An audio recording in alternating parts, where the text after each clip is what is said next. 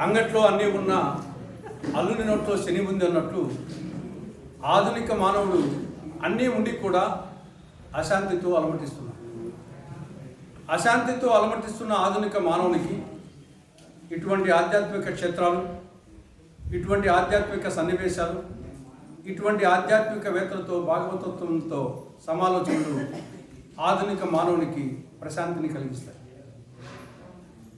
రామాయణం ఒక ఆదర్శ శాస్త్రం, మహాభారతం ఒక ధర్మశాస్త్రం, ఒక నీతి శాస్త్రం, మహాభాగవతం ఒక మోక్ష శాస్త్రం. శ్రీమన్నారాయణుని దశావతారాల గాథా వైభవ వర్ణనే శ్రీమద్భాగవతం.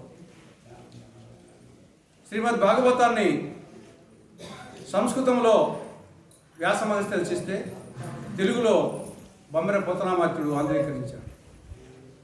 ప్రహ్లాదుడు, ధ్రువుడు, ముచికుందుడు, అంబరీషుడు, కుచేలుడు ఇటువంటి భాగవతోత్తముల గాథల ద్వారా ఆధ్యాత్మిక విజ్ఞానాన్ని అందించే మోక్ష శాస్త్రమే శ్రీమద్భాగవతం. భాగవతాన్ని భక్తితో పఠించిన, విన్న, నిర్వహించిన మోక్షప్రాప్తి కలుగుతుందని ప్రతీతి. ఈ కలియుగ ఆరంభంలో గంగానది తీరంలో మొట్టమొదటి భాగవత సప్తాహాన్ని సుఖమహర్షి ఆధ్వర్యంలో అధ్యక్షతన పరీక్షిత్ మహారాజు నిర్వహించడం జరిగింది. తత్కారణంగా పరీక్షిత్ మహారాజు ఆయన ఆత్మ పరమాత్మను లీనమై మోక్షప్రాప్తి కలిగినట్టు పురాణ ఇతిహాసాలు చెప్తున్నాయి. అటువంటి ఒక పవిత్రమైనటువంటి కార్యక్రమాన్ని ఈరోజు అనంతపురం జిల్లా ఎల్లనూరు మండలం తిమ్మంపల్లి గ్రామంలో శ్రీ శ్రీ శ్రీ లక్ష్మీ వెంకటేశ్వర స్వామి దేవస్థానంలో ఈ యొక్క భాగవత సప్తాహ కార్యక్రమం జరుగుతూ ఉంది. చాలా సంతోషం.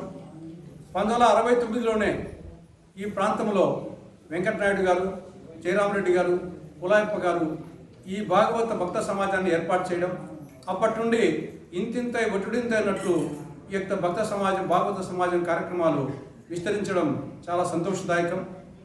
అనేక మంది భాగవతులు ఆర్థికంగా చాలా బలహీనులు ఉన్నారు.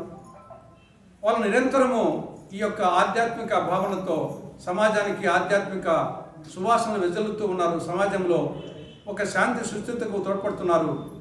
అయినప్పటికీ ఆర్థికంగా బలహీనంగా ఉన్నారు. కాబట్టి ప్రభుత్వం ఏ విధంగా కళాకారులకైతే పెన్షన్ సౌకర్యం కలిగిస్తూ ఉందో అదేవిధంగా భాగవత కళాకారులకు కూడా ఈ కళాకారుల పెన్షన్ ఇవ్వాలని చెప్పేసి భాగవతుల తరపున, ఈ సమాజం తరపున రాష్ట్ర ప్రభుత్వానికి విజ్ఞప్తి చేస్తుంది.